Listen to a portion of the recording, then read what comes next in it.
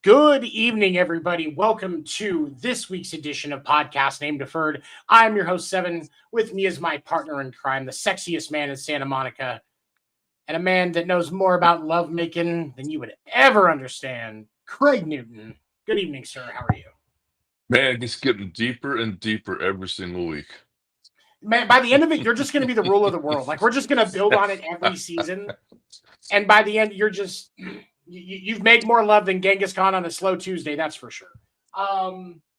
It's too bad that our listeners can't hear our music that comes on while we're waiting for it to go live.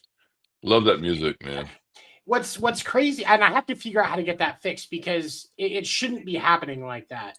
Like it should be, because and I'm pretty sure like when the Spotify episodes start. It's on the Spotify recording, so I don't know why it's not coming out over the show, but I got to figure that out. Because I worked really hard on that intro. You did. Yes, it's awesome. That's some of my best work, but I'll get it figured out. But man, we got a lot to talk about tonight. It's been a week in baseball. I definitely wanted to jump in front of a bus every time I look at the Red Sox score, but man, it got worse after we lost 2-3 to the Giants. We just got swept by the Angels. The fucking Angels. I forget they're still a baseball team. They're so bad of a baseball team. Anthony Rendon doesn't even come to work. I was going to say that. I don't even know how to process this, man. And I don't regret the Rafi Devers trade, but at the same time, my buddy Evan, who likes to make me suffer more than I already do as a Red Sox fan, sent me some stats earlier that really frustrated me. So Red Sox DH production since the Devers trade: batting average 182, on base percentage of 270, slugging percentage 273, OPS 543, one homer, the only extra base hit, only 3 RBIs out of the DH spot, 3 runs scored, 3 walks, 12 strikeouts, and a 3-6 record. $256 million, well spent, Giants. Good job. Bravo. I don't even know what to do. Like, I'm glad we're out from that contract, but I wish they'd work faster. I've seen some talk of Michael Harris, Ketel Marte, who we're going to be talking about a little bit more in a minute, have both been linked at being looked at by the Red Sox, as has Zach Gallen, pitcher for the D-backs. But it really scares me that Jarren Duran is in a lot of trade rumors, because that's my favorite player. And if I have to go buy another jersey after I just bought a Jarren Duran City Connection and just waiting for it to arrive, I'm going to be livid. And I'm going to make Craig Breslow buy me lunch and send me a jersey of another player if this crap happens. Like, it's not even about, because like I know I can get the refund through the jersey assurance, like it is what it is. But at the same time, no, Craig Breslow, you're going to buy it for me now, and you're going to come to Wichita, Kansas, and take my ass to lunch. Wait. Back up that's a minute. Did you say jersey insurance? jersey assurance. So they do a thing when you buy a jersey off of like MLB Shop, NFL Shop, NHL Shop, stuff like that. If your player gets cut or traded Yeah. within a certain window, I want to say it's like 60 or 90 days. If your player gets cut or traded, you can send them the jersey back and they will send you a new one of a different player. Wow. Yeah. But like, I want a Durant jersey. He's like I say, he's my favorite player, but at the same time, like, should I have gotten a Bregman jersey? Is that how about I just give it like the kiss of death, man? That would piss me off. Okay, let's get on topic tonight. One of us needs to pay attention. All right, so tonight, the first thing I want to talk about. Last night in the D-backs Chicago White Sox game, Ketel Marte was seen crying during the bottom of the seventh inning during a pitching change. Torey Lovullo, Geraldo Perdomo, other teammates were all comforting him. And I was found out that a fan was making jokes about the fact that Ketel Marte's mom died in 2017. In a car accident, no less. In a car accident, right. Yeah. And I've seen some rumors around what was said, and I'm not going to repeat it because I don't want to substantiate these rumors because I don't know if they are true. But if the rumors that I heard about what was said to that kid are true, I'm not one that advocates for violence, but that is one individual that I would like to see face more punishment than the punishment that he was given by the league, which was he's banned from all baseball parks indefinitely. He was immediately escorted out after the thing was said because Torey Lovullo actually heard it. And kudos to the Diamondbacks, the Chicago White Sox park. I was at Comiskey, if I recall correctly. Is that what it is? Yes, Comiskey, yes. Yeah, Comiskey, okay. And Comiskey Park staff and security for taking action and getting that individual removed. Kudos to the league for taking swift action. I do wish that when the Jarren Duran situation happened earlier this year, they would have taken as quick of action against that individual. But you know what? At least they're doing something about it. I don't know if it's just because it's men's mental health, but action is action. You know what I mean? Yeah. My question to you, go ahead. Sorry. Go ahead. No, go ahead. Go ahead. I was going to say, my question to you as I bring Erika in, because unfortunately she's late. I'm going to have to write her up after class. My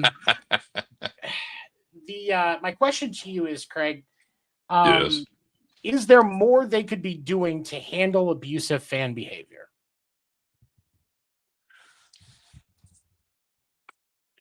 Fan justice. You know, let the fans deal the justice out. But other than that, no. Them ballpark stairs are real easy to trip on. It's all. I mean, Absolutely. I'm just saying.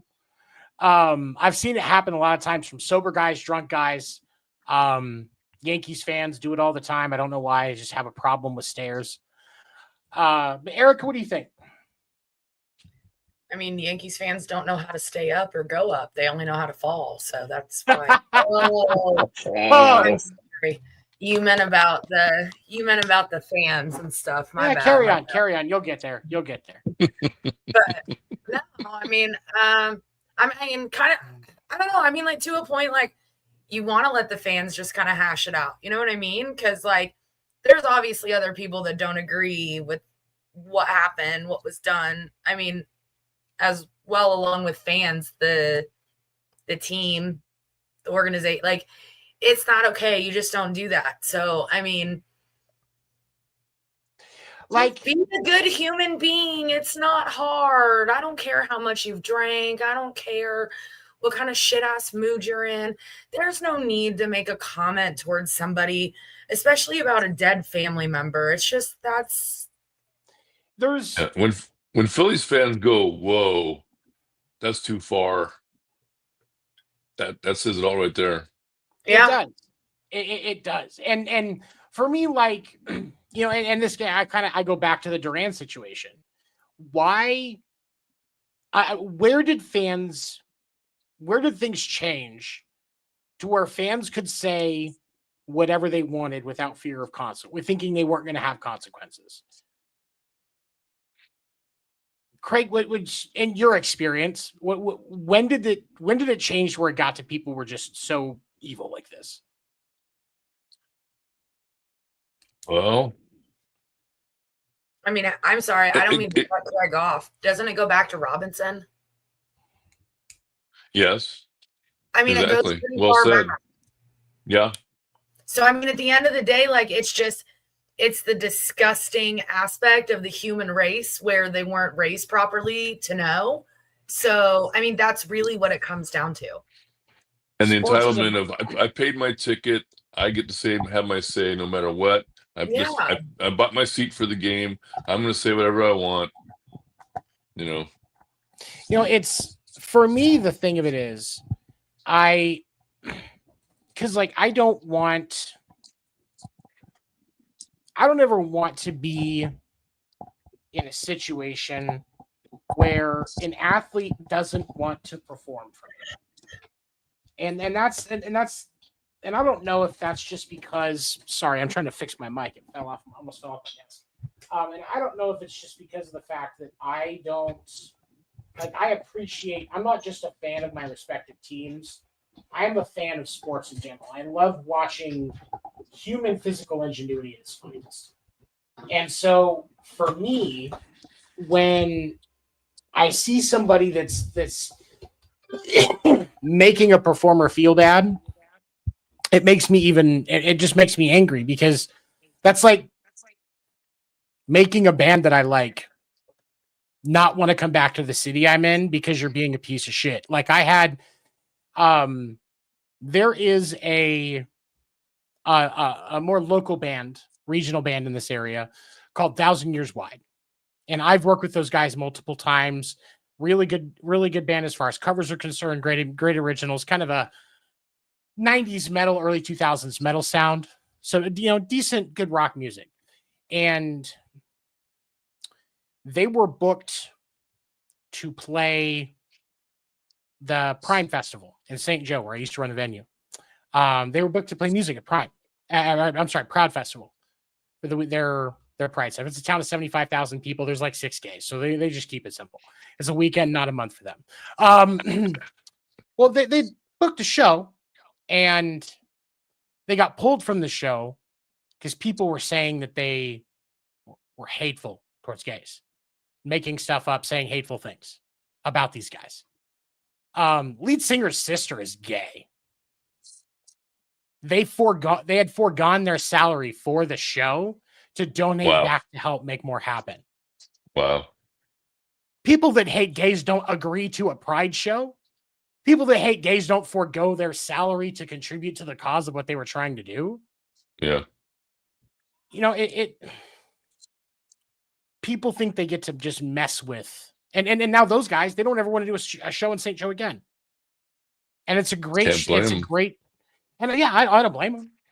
But it's like, when you say these hateful things about performers and they don't want to come back, all you're doing is ruining it for everybody else. If you don't want to go, don't go. There's probably a disgruntled White Sox fan that's pissed with how the organization is doing. Why are you at a game, bro? If you're just going to get drunk and be angry about how the team's doing, I get not being happy with the direction the organization is going right now, which is into a fucking nosedive. You don't treat people like that. If you're going to make those comments, you may as well just stay at home, be a couch manager, and run your mouth there. There's no need to go out in public and disrespect the athletes that are putting on the show, right? Theoretically, that you're there to see.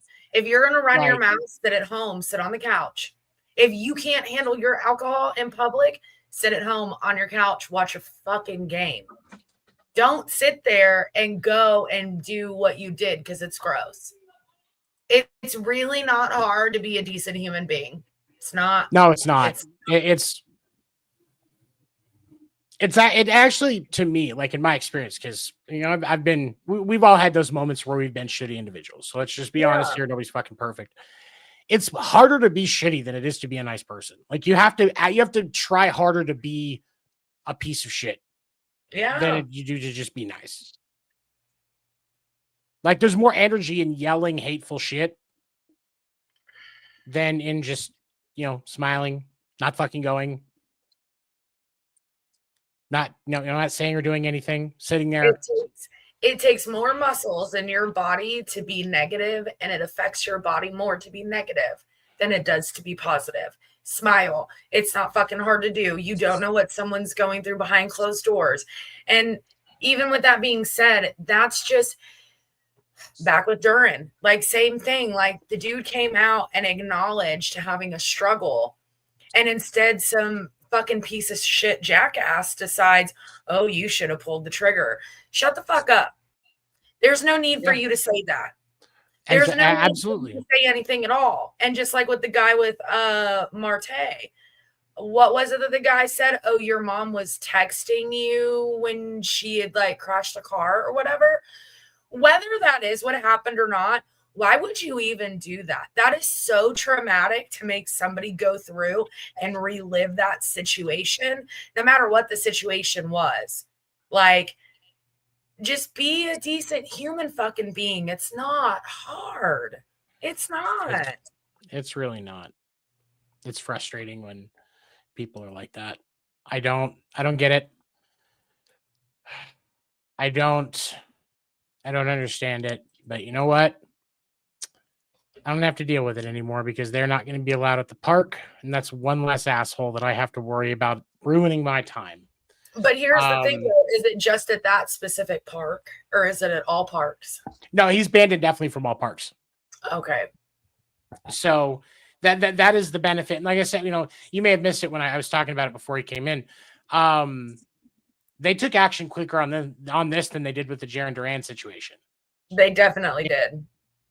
But and I appreciate that because it's better that they took it like this than to have drawn it out, because I never even heard what happened to that guy. I've heard some rumors that the guy was banned, but I've never seen any kind of release on what happened to that guy that was heckling Durant. So it's like, but this time, in less than 24 hours from the incident, the guy's banned indefinitely from all ballparks. That's fantastic. I'm very happy about that. No, I definitely. Oh, go ahead, Greg. I think Major League Baseball, okay, they might have thought that Duran was a one-off, okay? But then you got Marte, that's not a one-off. So I think they're sending a message to the fans and to the teams, we're not going to tolerate this, and we're going to put the hammer down. Good. And hopefully that message will get out. Hopefully. You still know you still know that there is that one asshole that is still going to test the limit, though. Well, yeah. And that's, they get kicked out and or beat up, because even with the fact that most people in the modern day understand that you're not a piece of shit, we still have those people pop up. So what's going to happen is they're going to you're going to have those people pop up. They're going to get brave. They're going to be too drunk, and they're going to claim that they shouldn't be held accountable for their actions because they were too drunk. I don't fall for that. I regular that comes into where I do karaoke. 2 weeks ago, he was hitting on one of my servers that's pregnant and married, and was kind of an ass about it, like tried to touch her back, stuff like that. I'd shoot him a new asshole. I make money off of this guy.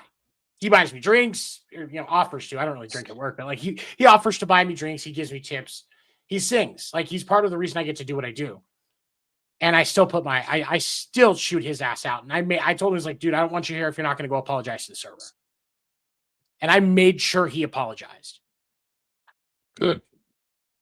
There's got to be accountability for shitty behavior. And I made sure I had a conversation with him, and I told the owners, because I'm not normally one that's actually supposed to kick people out. I don't give a fuck. I have the ability to say, because I get paid to show up. I have the ability to say, look, if this doesn't happen, I'm just going to leave. So I had a conversation with the owners, and I was like, hey, look, if he pulls some shit again, I'm going to tell him he has to leave, and you guys have to have my back. And she just went, okay, you're looking out for their servers. I got you. And that was all it was. Like, it's... Go ahead. I'm going to say it's not hard to not be a piece of shit, and people need to hold other people accountable. I didn't have to say shit to that guy. She knows how to speak up for herself, and she did in the moment. But he was also really drunk when it happened, and I don't prescribe to that whole, oh, it's not a big deal, you were drunk.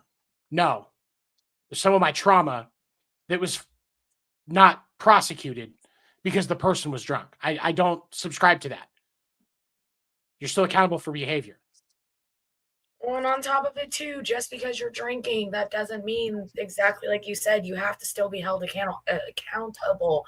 Words are really difficult tonight for me for some fucking reason. Jesus. It's that Oklahoma education. No, What were you gonna say, honestly, Greg? you know what's really funny? I got that fucking Yankee joke out. Now I can't fucking talk. It's like instant karma. I give props. I gave props to the Giants. My bowl breaks the next day. Now I talk shit about the Yankees, and words are hard. What were you saying, Greg? God. I was gonna say, it made, if I'd heard that guy saying that, and I was there with my wife, and she heard that, I'd be holding Joyce back from killing the guy. And that's the thing is, my time in Missouri, I actually learned a lot about the real depth of social justice, not these people they call social justice warriors. No, I'm talking about real social justice, where it gets found out that a guy's beating his wife, and all of a sudden he ends up outside of town that night, and he looks like he got a mud hole stomped in his ass. And all of a sudden he stops beating his wife. Problems get solved sometimes like that. I'm not one to advocate for violence, but sometimes a guy fell down the stairs a few times. You don't want to meet a half Italian, half Irish No. on a bad night. Nope. Because I mean, if she'd heard that guy say that at the stand, she would have went up to him and gave him a couple of words. Good. You know? I mean, that's how I am. I mean, if I probably would have heard some shit like that, I probably would have ran my fucking mouth too. Like, what the fuck is wrong with you? Why would you even say something like that? It's shitty. Yeah. It is. It's just cruel. It is. Just cruel. And just mean and cruel. We've got to be more comfortable holding individuals accountable in those situations as a society. Yeah. If you got to reach up and, pull somebody down onto your level to have a conversation with them, and it's a bumpy fall, you'll have their attention more. Yep. I don't get it. I don't get it. Just a drunk loser. I'll tell you this, and we'll move on to the next topic. When I was about 5-6 years old, my mom was still with the guy that was abusive, and we were in a Walmart parking lot, and the guy my mom was married to was abusing my mom, and somebody literally jumped out of their truck and chased him down with a crowbar. Literally, and this was mid-90s, so there weren't cell phones around. He was just getting the crap out of him. You weren't even thinking about calling the cops. And that's somebody I didn't know the guy's name. At least I was 5 years old, but I still know what he looked like. And if I see anybody whose face that reminds me of that guy, I instantly feel more comfortable, because that was somebody that also probably kept me safe that day. Yeah. So, sometimes you just got to take action. Yep. All right. Coming up next, we're going to talk about a guy who should be in much more of a conversation for American League MVP than he is. And I don't think that it's right. Cal Raleigh is not getting the flowers that he deserves. Let's talk about. So this year, right now, as it sits, going into today in Major League Baseball, he leads the league in home runs at 32 and RBIs at 69. Nice. He's hitting 281 and has,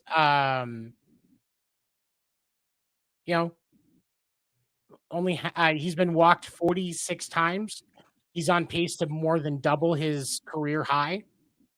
Heck, in 2023, he only walked 54 times. Every year since Cal Raleigh has started as a catcher, he has walked more and more times, and his strikeouts are staying at a very reasonable level. Like, he's going to trend right now, he's trending to where he's still going to be under or just barely over one strikeout a game. He's probably going to end up with like 70% of Aaron Judge's strikeouts. 4 Like- words. American League, West Coast. Yep. The powers that be in the media on the East Coast, they're in bed by the time the games are starting. On the West Coast, it's always the case. It was the same with Buster Posey for a long time. Yeah, You know? he definitely didn't get the credit he deserved. Yeah. No, this kid is legit. This kid, you could build a franchise around him. The Mariners could really just build a great franchise around him. He's been And around for a he's long young. time. He's Yeah, young, he's only young. and he's Yeah, getting 'cause better and better. This is only his 4th full season. And it's the most important position, and he's nailed it. I mean, yeah. He is, like, defensively as a catcher, and I say this because of my experience with catching, he is amazing at his position when it comes to being behind the plate. He's a great backstop. The last 2 years, he has started the most games at catcher of anybody in the league.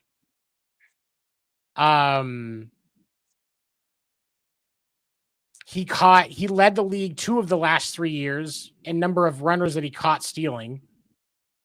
At last year, it was 32. And he is the American League Gold Glove catcher the last 2 years in a row.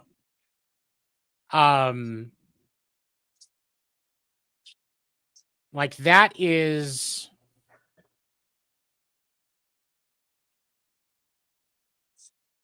insane.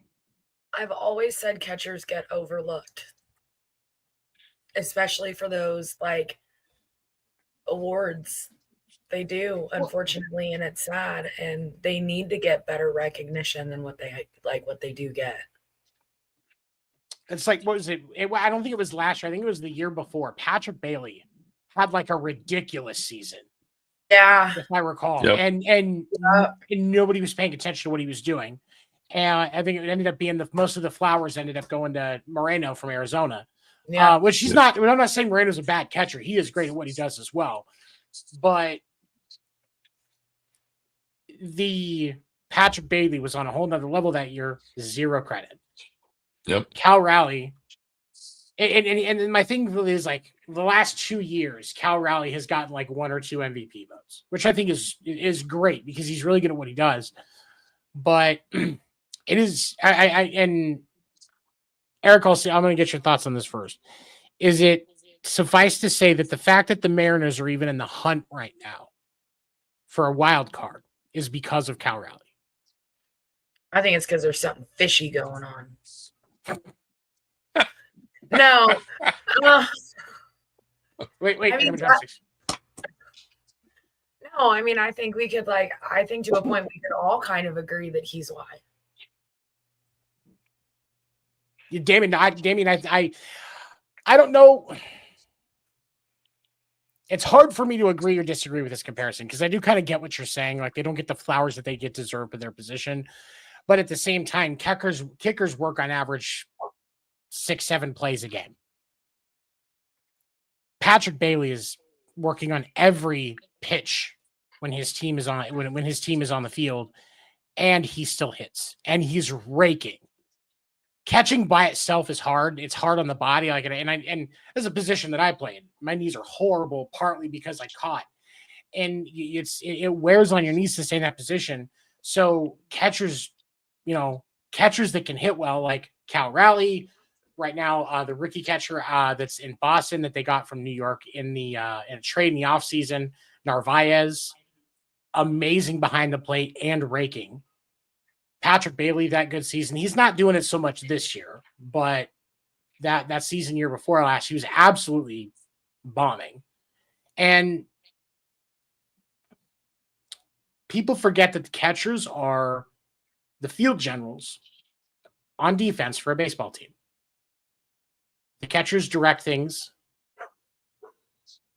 The catchers are watching. The catcher isn't the only one that's literally involved with every pitch. Because pitchers change. That catcher's still sitting there behind the plate unless he gets a DH, or unless somebody does a pinch hit for him. Every pitch and hitting, not anywhere near enough credit. And it's hard to even compare him to somebody like Piazza, because Piazza was not great defensively. He was okay. No. But he was definitely more useful for his hitting than his prowess as a backstop. Maybe you get guys like Bench, or somebody, there may have been one or two others in the 90s that were just above average that you could probably compare him to. But I would say got to go with Bench, because he's really the last really good hitting catcher that I can think of. What I like about the kid is that he's a great receiver. He just sits back there and looks so comfortable. Like he's sitting in the old term, sitting in a rocking chair. He just looks so comfortable, and his catching skills make it easier for the umpire too. He does a great job behind the plate, catching the ball, and he is great with all the pitchers. He just has that gift, and we're looking at a long-term all-star, I think.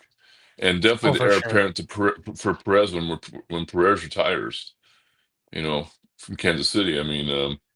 So Salvi would be another hitting catcher that's also really good behind the plate, because Salvi is a great backstop. He's not always as good at getting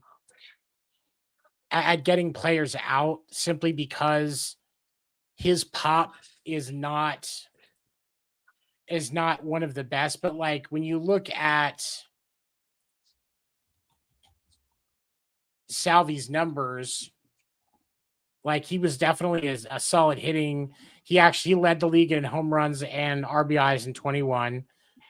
So that's definitely a similarity there. And then when you look at his stats, he was the Iron Man for Kansas City, especially in the mid 20 teens. Yep. The continual all-star. I think, you're right. He's taken over for Cal Rowley's going to be taking over for him when he retires. That's who it is. Yeah. Yep. He's a great player, but unfortunately he plays on the West Coast, and the East Coast goes to bed. Yeah. It's always been that way. Always been that way. And it sucks, because he deserves a lot more credit, man. He's really good. Yep. Those of you that can, go watch some Cal Rowley highlights. Watch him at the plate, watch him behind the plate.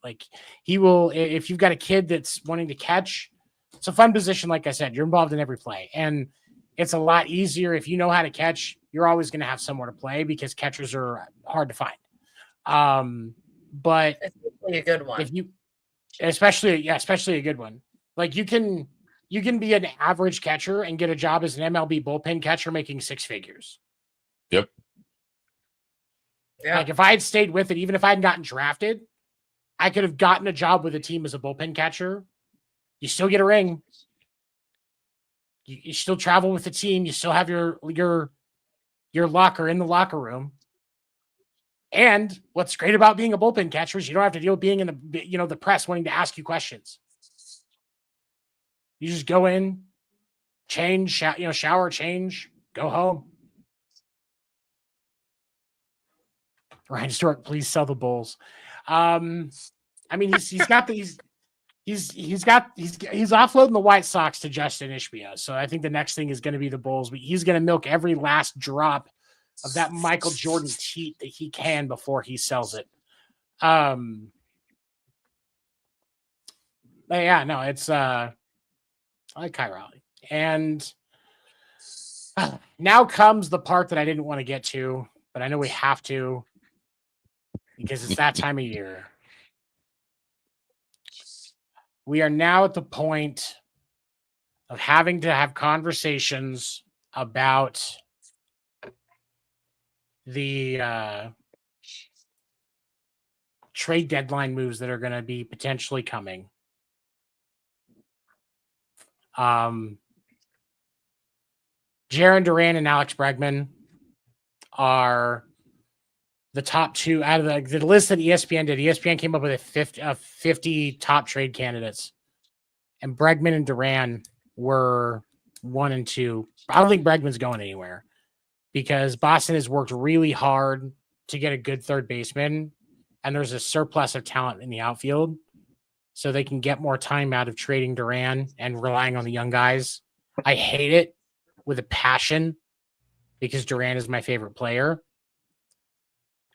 But I think if either of those two are going to get moved, it's going to be Duran. But I hope Boston's just buying at the deadline and Duran doesn't move because I'm going to get frustrated. Other notable names, Eugenio Suarez is a definite possibility. Zach Gallen, ESPN gives a 30% chance of being traded. Merrick Kelly has a 30% chance of being traded. Josh Naylor has a 30% chance of being traded. Would you like to see Naylor come to San Francisco, Craig? Give you a good first baseman, 300 hitter? Well, come on. We already spent $256 million on our future first baseman, Rafael Devers. I mean, are we already giving up on him? You should, as a fielder, yes. If you want to rely on his bat, rely on his bat. He's a 280 hitter, but you don't want him in one of the most important fielding positions in the game. Unless you want to see a lot of guys get to first base that shouldn't have gotten to first base. It depends. It depends what the Giants have to give up, because I'm telling you right now, I'm afraid they're going to ride or die with Devers, whatever. They have to now. I was going to say they kind of have to now. Yeah, they'll have a choice. 256 million in salary says you're. I mean that's the thing that I keep clinging to on that trade with all the issues that Boston has had. We don't have to worry about his contract. We can invest into somebody else. That's why I think Bregman's not going anywhere, because they're going to rework his contract and Bregman's going to. I agree. Yeah, I agree. It'd be smart for them to do that. And it does. It makes sense. The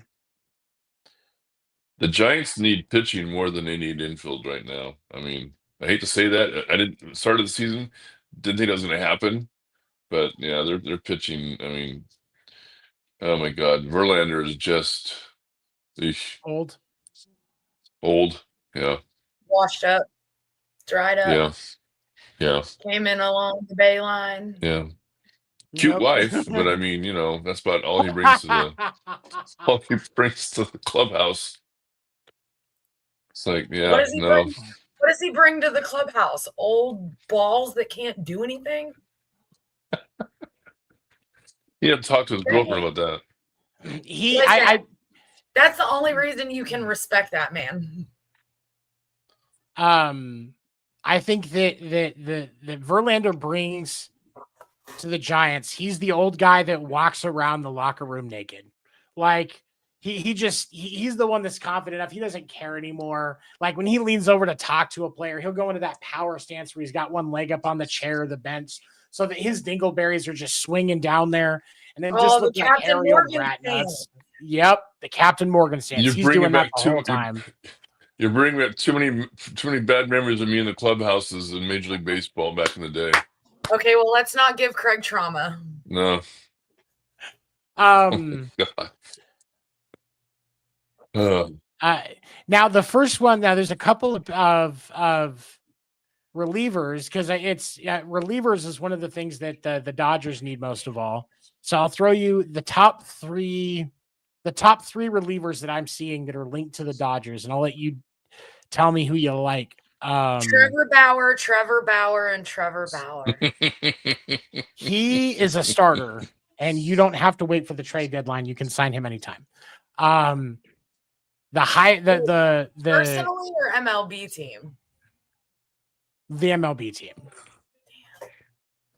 But Johan Duran,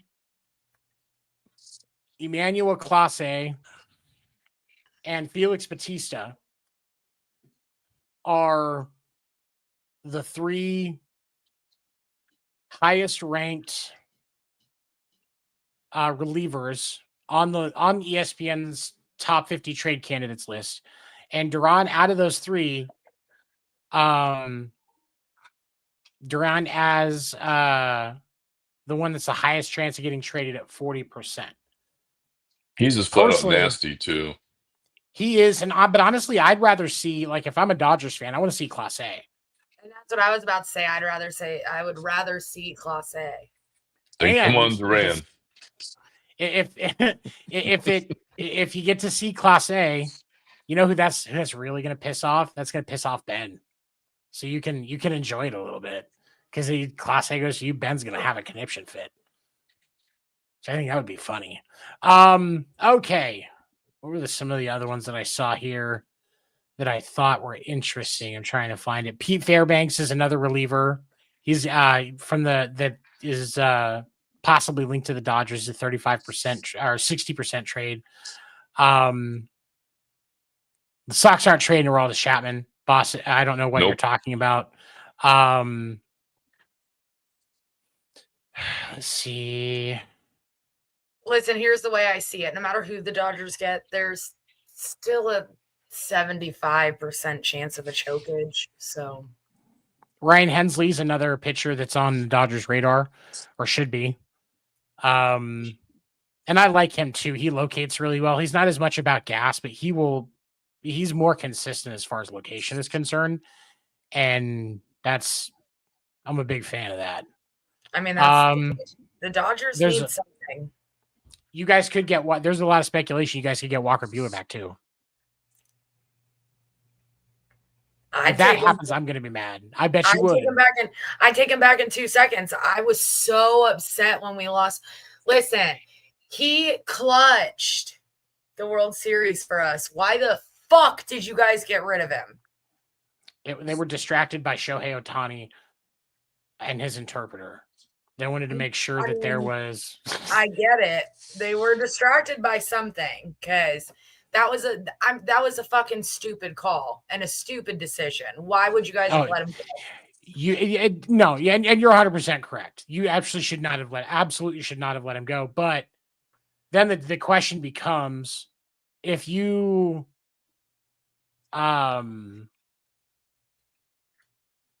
trading him, what are you giving up to Boston? Because you don't have a lot of prospects like some other teams do. Your farm system is dry. Yeah. Drier than Cloris Leachman's hoo-ha. And so, I mean, that means you're giving away, you're sending back. I mean, Kike go back to Boston, some cash, maybe Cash and Kike. No! Yeah. You better back up off of Kike. I hate that guy. He kills the Giants. That's exactly why I love him. And he's like the goofiest person. He brings so much energy and like such positivity into any clubhouse that he's in. But like, sorry, when he's in LA, he's got a totally different vibe and energy about him. He does look happier in LA. And so he does look happier in LA. But I like his energy and his leadership in the clubhouse. And with all the young guys that Boston has, a guy like Kike would actually do Boston really well. Okay, you know what? I didn't see him hip thrusting and dick tip touching when he was in the Red Sox. He probably shouldn't have been doing that on the Dodgers, though. Okay, but it's LA, so leave it alone. Let me have Kike back up. So because it's LA, he can act gayer, and that's just an acceptable thing. Okay, I'll just send him down to the Giants then. Wait, no. There's nothing gay about that. We all do that. I don't know. I've never bumped cups Well, with any of the sword other fight. guys that I've played with. That's a little questionable. I'm not judging it, but it's still a little questionable. It's called sword Like, fights. Like, I don't even yeah, have one, no. and I know about it. Never sword fought in any of my locker rooms. So On you know what? guard. Nope. Hard. Okay, I can't even say hard pass because that just makes it worse. So just pass. Just pass. Let's see. Is there anybody else? Not really. Okay. All right. So any other needs that you think for your teams need to address outside of what we talked about with the Dodgers and pitching and possibly looking at some fielders for you, Craig? What do you think? A priest. Switch hitting priest, maybe. I don't know. A switch hitting priest. I don't know, man. I mean, I would say you've got a shot because the Pope's a baseball fan, but he's a White Sox fan. They're still playing terrible, so I don't think God cares about baseball right now. Yeah, I mean, our pitching is just we had so much promise at the beginning of the season, and now we just got regrets. The bullpen, your guys' bullpen is the best bullpen in the league right now. Our bullpen is the best in Major League Baseball, and it's being wasted because our starters are sucking. Except, even Webb has fallen prey to not having a great season so far. Just offense is going down as usual. Yeah, absolutely, and he has not gotten the run support that he needs. But when you look at like Logan Webb, still this year, he's 7-5, but he's only got a 2.49 ERA. Yeah, I mean he's carrying the team on his back basically, and it's just not going to work. He's got a 1.115 whip. Like,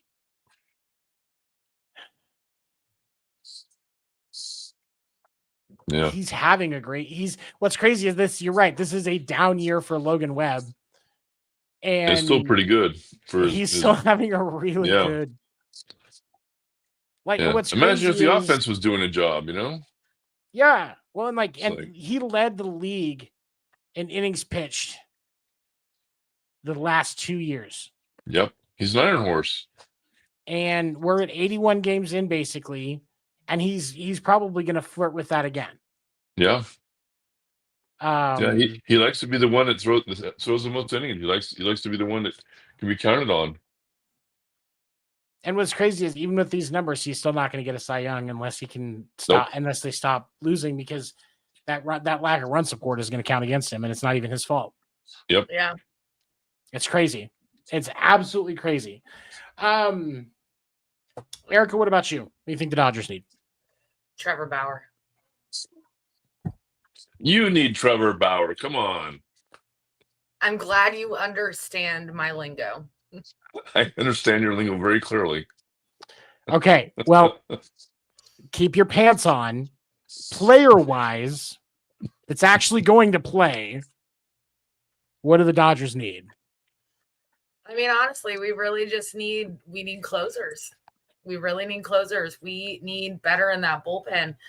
We really need to take into consideration that Kershaw's not what Kershaw used to be. Kershaw's old. Like, Kershaw's done after this year. He's going to retire a Dodger. That's what he wants to do. We all know that. He's made it clear. Like, we have to be sure that we've got the backup to be able to fill these shoes, because we're already in such a shit position with our bullpen that it's going to put us in an even shittier position next year, especially with trades and everything, because you have no idea what's going to happen. I'm surprised that Cam Boozer is not on more people's radar for a trade candidate for a relief pitcher, because he's going to be cheap. He's on the Red Sox, or he's not on the Red Sox. He's on the White Sox. Yeah. And he's good.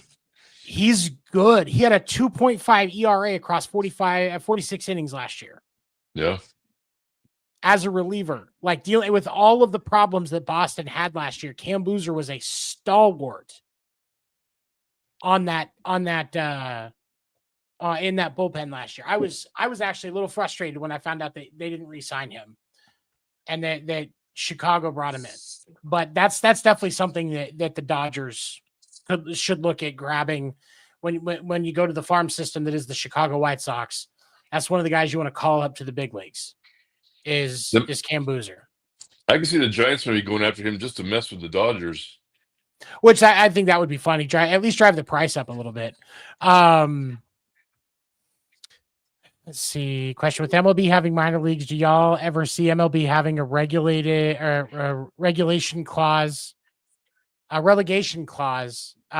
my opinion, some of these shitty teams should be dropped off. So here's the thing. As much as we want to laugh about teams like the White Sox, the A's, and stuff like that, the A's, as they're constructed right now, could beat every single AAA team in baseball. And it wouldn't even be close. Yeah. Same with the and they're already making money for the owners. They're making money for the owners. The owners don't care. As long as they're getting their money, now they don't care. I do think that there should be a change in the approach to how they handle owners. That if you're, if you're not growing the brand of your team and investing in the on-field product enough, that you can be at risk of losing your team and being forced to sell. I don't think we should just be forcing owners to sell when they say something racist or sexually assault somebody. I think there needs to be more accountability for the actual product that's on the field. That's not going to happen. Sorry, the Wolves are running the hen house. I mean, it's never. It hasn't. It was that way back in the 1800s, the 20s, the 30s, the 40s, all the way up. The owners run the hen house. Yeah, it's frustrating when you have these situations where owners aren't held accountable for their product and their job. But if a player has a down season, they can lose their job. Yep. Like that's a good point. Can't all be the Dodgers and defer all that money. Just kidding. Yeah, you're just deferring that money so you can buy every sports team in LA. Until that time comes when the payment comes, that's gonna be really painful. Really painful. No, 100%. I'm just gonna try and go ahead.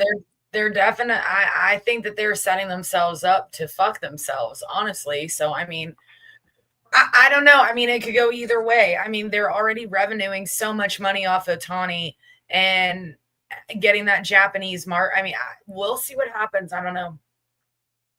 That Japanese money that the Dodgers are getting is going to turn them into where they have the ability to be the Yankees of the 80s, 90s, and early 2000s on steroids. Yeah. Because they're going to have more than Steinbrenner money. They already have more than Steinbrenner money. Yeah. And the Yankees are one of the most consistent sports brands in existence, especially for American sports. Yeah. In the American and international markets. And the Dodgers have surpassed that recently, and it's not going away anytime soon. It's crazy. Yep, it's crazy. So just bring Trevor Bauer back so I can be satisfied. Well, in my experience, women are never satisfied. So I just. That's not my experience. Oh, well, yeah, you have, you're tall. I'm not.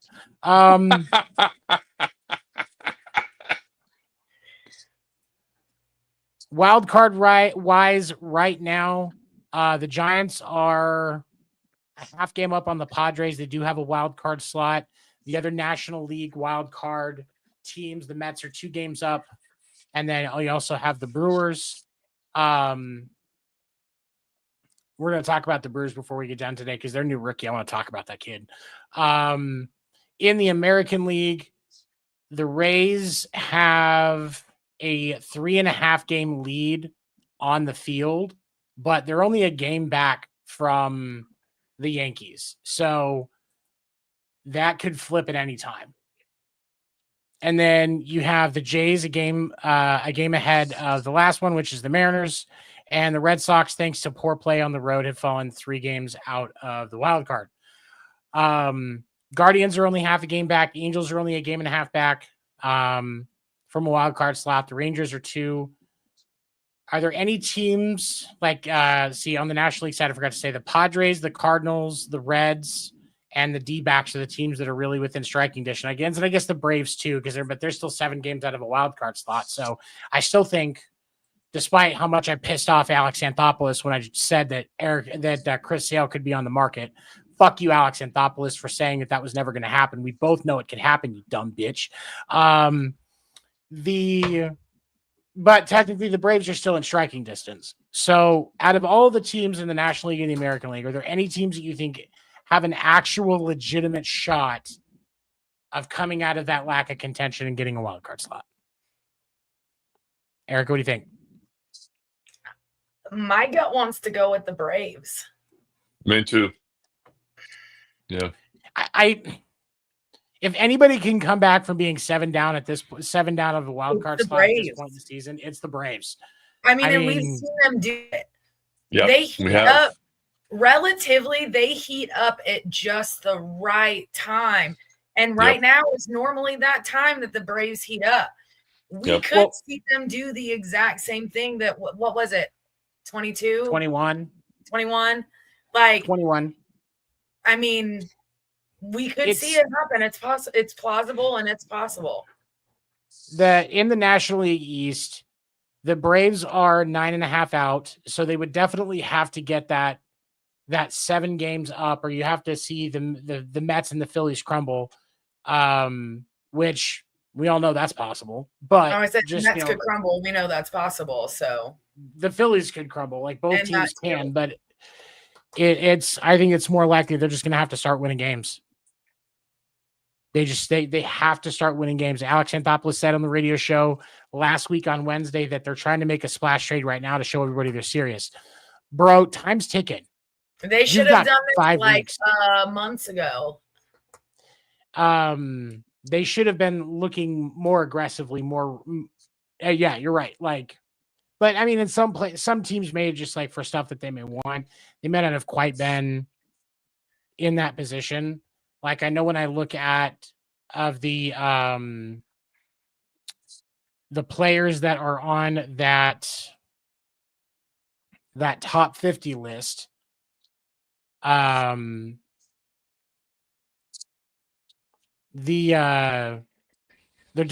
bullpen is their liability because they have a great starting rotation. So they're going to be getting in on some of those bullpen names. There was another one that I saw that I thought, and Atlanta and Marcelo Ozuna seems to be a name that's popular for them to get rid of, just because there's been a lot of rumors of discord with him in the organization. So it's possible. You were going to see Atlanta in the mix for Duran, Clase, and Batista as well. But I think that, and also for Fairbanks. But I think that let me see, there was one that I was looking at that it just looked like they had a huge possibility of, and I can't remember who it is, but I think that Atlanta's got to be aggressive. Oh yeah, Damian. I know.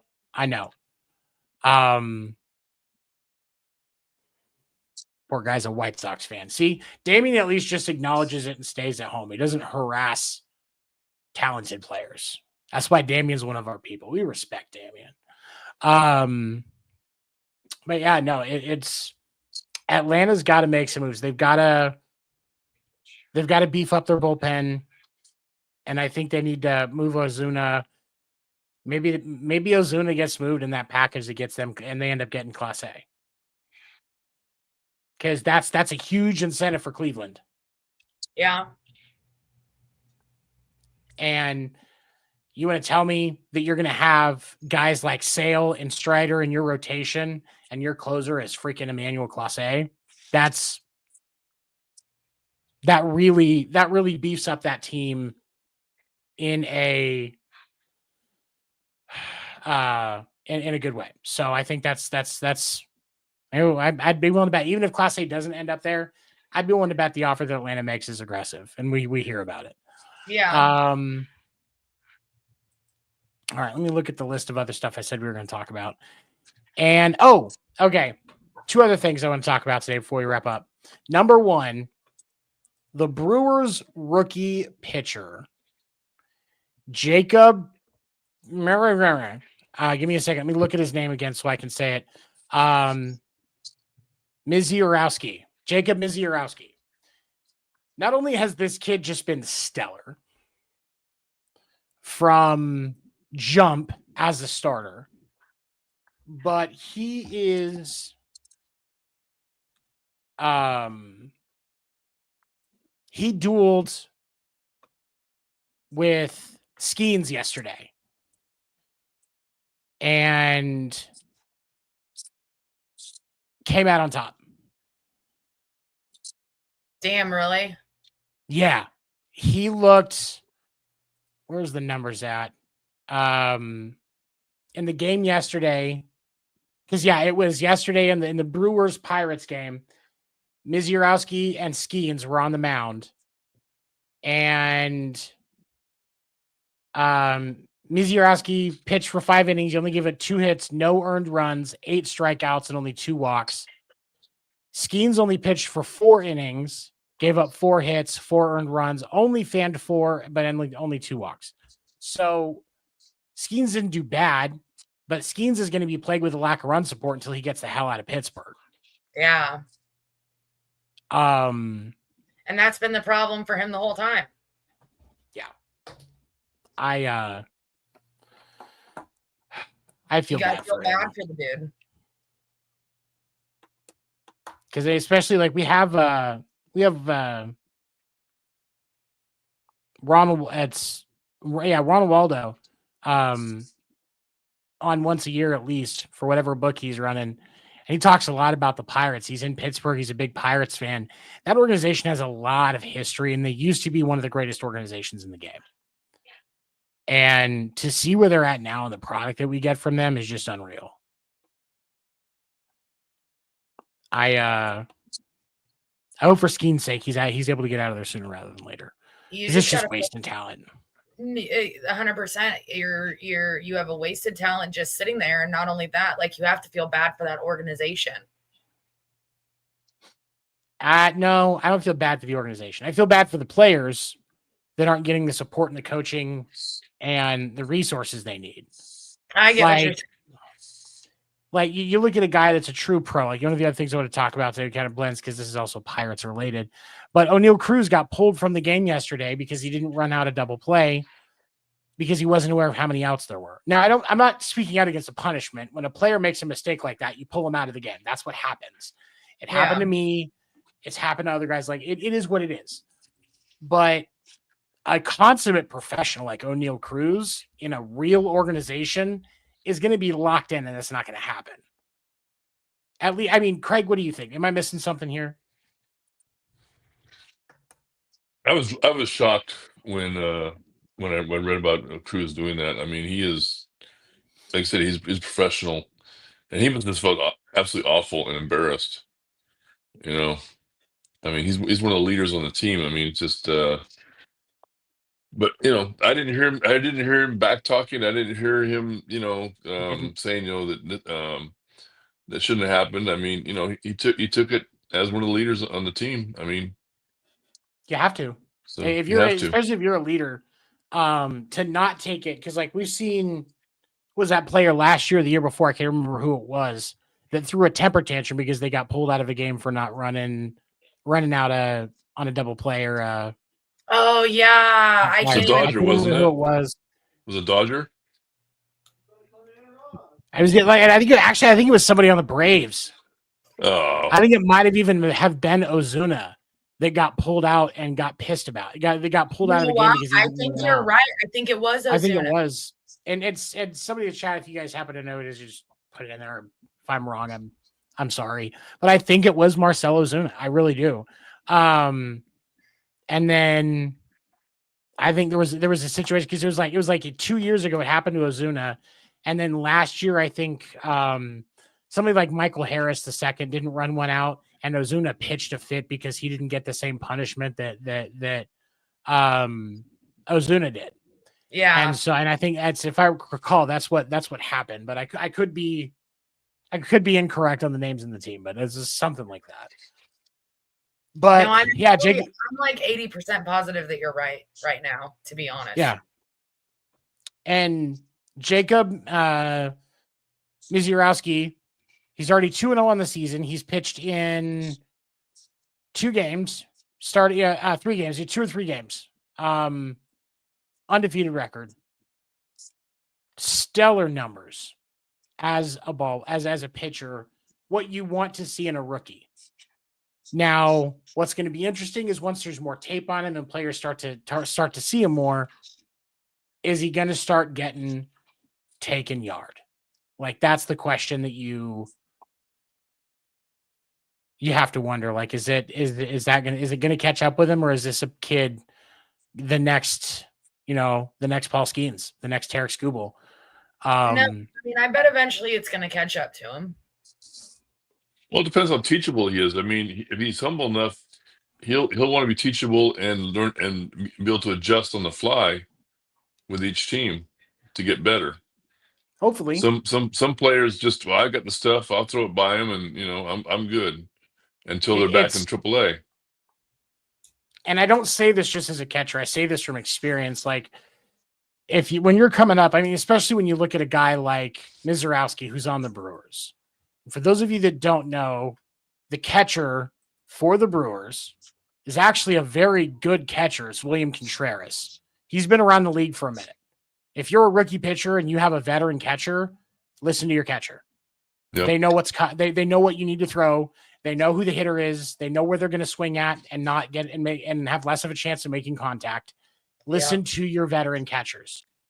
Because they're going to get you through a lot of games as a rookie. Like that is because, like, one of the things that I was learning when I learned about what the bullpen catchers do in Major League Baseball, they coach those relievers when they're warming up. They're talking to them about how they're locating. They're talking to them about, okay, give me this pitch again. Give me this. And they're working with them on the routine. And they actually help them develop just as much, maybe not as much as your pitching coaches do or your bullpen coach, but they are a coach on the team, essentially. That's the job of a bullpen catcher. And if they're relying on their catchers and listening to them, Jacob Misiorowski is going to be a stud for a while. And being a catcher, I mean, you sit in on those like 4 hours before the game, and they're in the coach's meeting room, and you got the starting pitcher, and you got the relievers in there, and you got the starting catcher, and you got the pitching coach, and guess who's doing most of the talking to the rookie? It's the catcher. Yep. It's the catcher. Yeah, they're creating a battle plan 4 hours before the game. Yeah. And they don't even know for sure who's in the lineup. They're talking about every hitter. Every hitter that they could possibly face. They have an idea of what the rotation is going to be like, because most teams, their lineup doesn't change a lot from day to day. Like if you're, maybe for like versus a left or a right-hand pitcher, you have a few guys that can't hit lefties or can't hit righties, so they rotate out depending on who it is. But you most of the time, you know who that's going to be anyway. So like you have a pretty good idea whether you know the order or not, who you're going to be facing as a hitter, as far as your hitters are concerned. So you get to battle plan, hey, this guy swings a lot at breaking balls that start on the right side of the plate and break left. Use your breaking ball when this guy's up a lot. I'll call it, but this is where you need to be looking at location wise for these pitches, because this is what a swing chart looks like. And this is what his batting average looks like. And they've gone beyond swing charts. I mean, they've got iPads now, and they've got footage on every single batter. They got computer generated graphics and animation, and they can say they can show, okay, here's the pitcher you're going to throw, here's how he's going to react. It's gotten that much scientific. Well, and what's crazy on the hitting side, most teams have those batting machines now where you can set, okay, I'm going to be facing Shohei Ohtani tomorrow. Yep. And then that pitching machine will throw with the same arm action and release points, the same pitches that Shohei Ohtani does with almost as accurate of a representation of things like speed and spin rate and things of that nature. And so you get to practice swinging on Shohei Ohtani like it's a live BP and he's throwing right there in front of you. This what we use now. Say you got a player that's coming up. He's going to be pinch hitting in the 8th inning or 9th inning. He's going right down the tunnel, and he's going in front of that that program and swinging off those pitches, knowing the pitcher is coming in and he's going to face. He's going to get 3, maybe 4 pitches to face, and so he goes down the tunnel and he practices. I mean, it's gotten that exact. It's the technology they have for preparation for those guys is insane. That talks about the difficulty of still being able to do what you do in Major League Baseball. Because even with the fact that you can go take Shohei's fastball for 20 pitches and then go out on the field and strike out to a fastball from every pitch. Yeah. Or for every pitch. Because it's that hard to do what you do as a hitter at the plate. But in the same thing, you can have every ounce of detail on a hitter and still get shelled. Like, look at Garrett Cole with Rafi Devers. I'll use this as an example just because I think it's hilarious. Garrett Cole was probably more thankful than I was that that Rafi Devers went to the Giants. Why? Because he doesn't have to face him 4 times a year anymore. He only has to face him maybe once a season if he comes up in the rotation while you guys are playing the Yankees. Because of the fact that he's not on the Red Sox anymore, not in the division, not in the AL East. He's not in the American League. Yeah. So maybe once a year. And Garrett Cole has terabytes of data on Rafi Devers and still gets shelled. So it's a crazy chess match, man.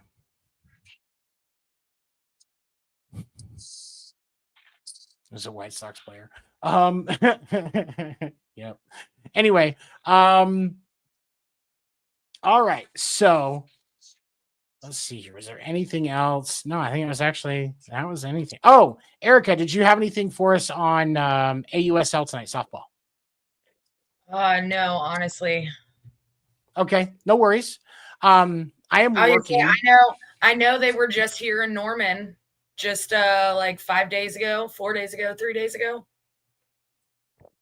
I think it was Volts versus Blaze that played here, I think. That's about all I know right now. What's crazy is it's frustrating for me that you can't even look at. Oh, wait, hold on. There we go. National Women's Softball. Okay. Oh, no, that's soccer. Dang it. How is there not? Understand my frustration. And there's not even any info on the AUSL game. So wait, I will, but you know what? MLB.com is going to have stuff because they just spent. Yep. So for those of you that would like to actually stay up on the AUSL, the Athletes Unlimited Softball League, just go through MLB.com. They have information there. If you have MLB TV subscription, you can watch AUSL games on MLB TV. I have before. I just haven't gotten to watch the last couple of days. There is they are taking a brief break right now. I think it's probably just because of wait a minute. What happened?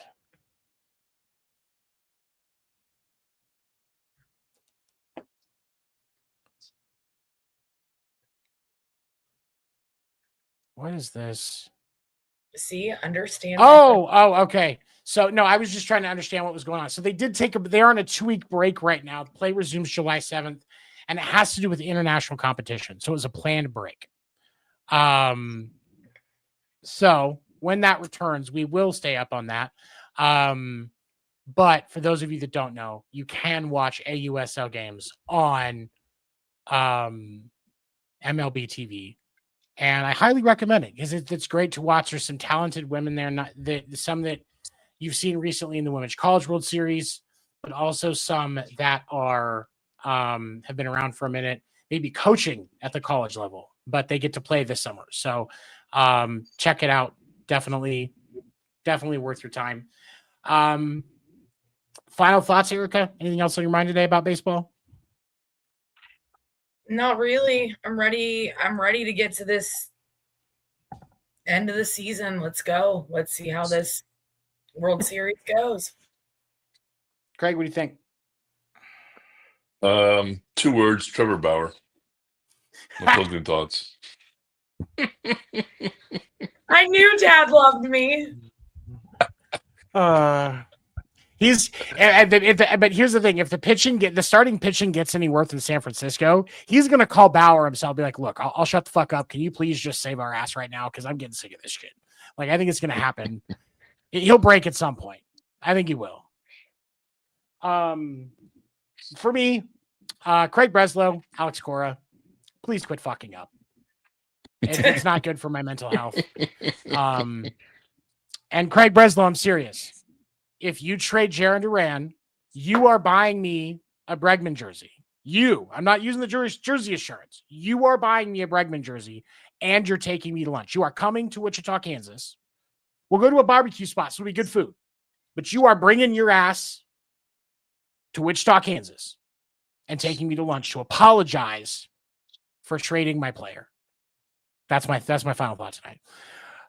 For those of you that are watching the video, you can catch previous episodes on the Wire2Wire Sports social channels, as well as looking up podcast name Deferred wherever you get your podcast. I have made sure that it is live in a lot of different places. If you're struggling for some reason, it's on Spotify. I know for a fact it's there, and I know it works. Definitely would like to support the audio format for those that don't have time or can't watch video. Wire2Wire Sports, we appreciate being a part of your network. You guys have been great to us and given us the ability to spread our platform even farther. You can catch Erika and I Monday nights, 10 p.m. Eastern on the Sports Report podcast. If you're seeing it right now, you can see it there too. You can see Monday nights too. Thank you so much for joining us tonight, everybody. We appreciate you, and we will see you next week right here on podcast name Deferred. Have a good night, everybody.